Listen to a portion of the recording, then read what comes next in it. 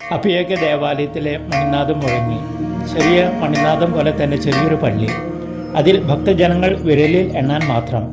പരിശുദ്ധാത്മാവിൻ്റെ തിരുനാളിൽ ആദ്യത്തെ തിരുബലി അർപ്പിക്കുവാൻ എനിക്ക് ലഭിച്ച ദേവാലയവും ബലിപീഠവും.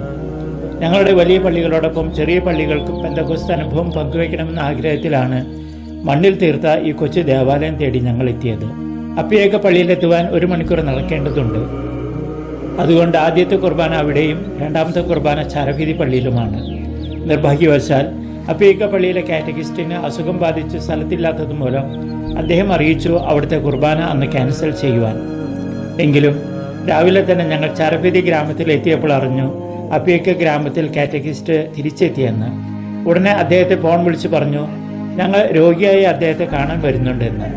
കുർബാനയ്ക്ക് ആരും അവിടെ കാത്തു നിൽക്കുവാൻ സാധ്യതയില്ലെന്നറിയാം. എങ്കിലും കുർബാനയ്ക്ക് വേണ്ടതെല്ലാം ഞങ്ങൾ നടന്നു.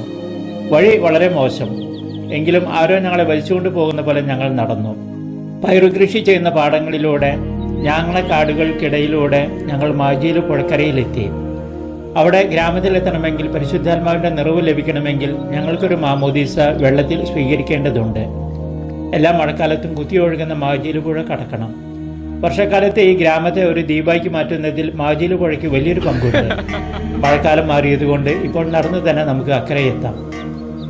പള്ളിയിലെത്തിയ ഞങ്ങളെ കാറ്റഗിസ്റ്റും വീട്ടിലുണ്ടാവുന്ന ഏതാനും പേരും കൂടി സ്വീകരിച്ചു. കാറ്റഗിസ്റ്റ് പറഞ്ഞു കുമ്പസാരിപ്പിക്കുവാൻ അച്ഛന് കഴിയുമോ?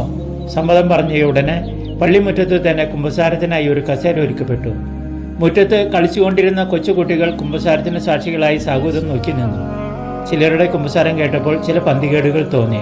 തിരക്കിയപ്പോൾ അറിഞ്ഞു കുമ്പസാരിക്കുവാൻ വന്നവരിൽ ചിലരൊക്കെ ഒരു കുദാശയും സ്വീകരിക്കാത്തവരാണെന്ന്. അന്നവിടെ പ്രാർത്ഥിക്കുവാൻ വന്നവരിൽ പകുതിയും അത്തരക്കാരായിരുന്നു. പള്ളിമണി ബലഹീനമായിരുന്നുവെങ്കിലും പരിശുദ്ധാത്മാവിൻ്റെ വിളി കേട്ട് പലരും വിശുദ്ധ ബലിയിൽ പങ്കെടുക്കുവാൻ എത്തിയതാണ്. ചാരഫിലി പള്ളിയിൽ ഞങ്ങൾ തിരിച്ചെത്തിയപ്പോൾ ഉച്ചയ്ക്ക് 12 മണി കഴിഞ്ഞു. ജനങ്ങൾ അപ്പോഴും ഞങ്ങളെ കാത്തിരിക്കുന്നുണ്ടായിരുന്നു. അവിടെയും കുറച്ചു പേർ കുമ്പസാരത്തിനായി കാത്തുനിന്നു. അന്ന് കുർബാന കഴിഞ്ഞപ്പോൾ ഉച്ചതിരിഞ്ഞ് 2:30 മണിയായി. ഈ യാത്രയിൽ ശരിക്കും ഒരു പെന്തക്കോസ്ത് അനുഭവം ഞങ്ങൾക്ക് ലഭിക്കുവാൻ പരിശുദ്ധാത്മാവ് ഞങ്ങളെ അനുഗ്രഹിച്ചു. മഡഗാസ്കറിൽ നിന്നും ഫാദർ ജോൺസൺ തളിയത്ത്.